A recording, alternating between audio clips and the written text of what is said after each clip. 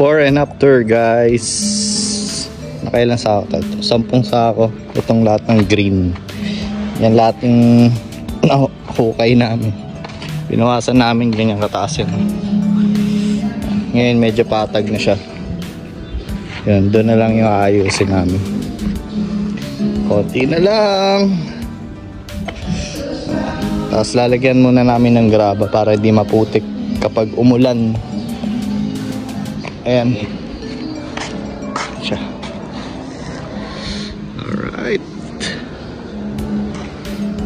Ayan guys, dumating na yung magtatap ng kuryente.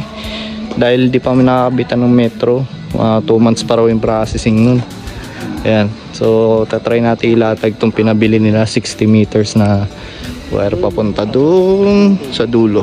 So titignan natin kung kasya para at least magkaroon namin ng kuryente dito para pag nagpagawa kami kung kailangan ng kuryente at least di na mahirapan, no? Tapos tubig na lang po problemahin namin.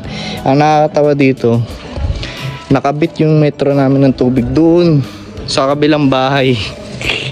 So dapat meron na talaga dapat kaming tubig, kaso ganun yung nangyari ngayon. Inano muna,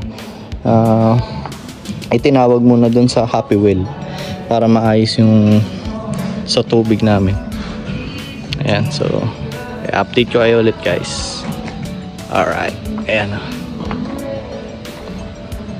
guys, natapan na tayo ng kuryente. Testing natin. So binuksan pala natin muna yung breaker dito sa likod. Yun yung pinto. And then ayan, switch.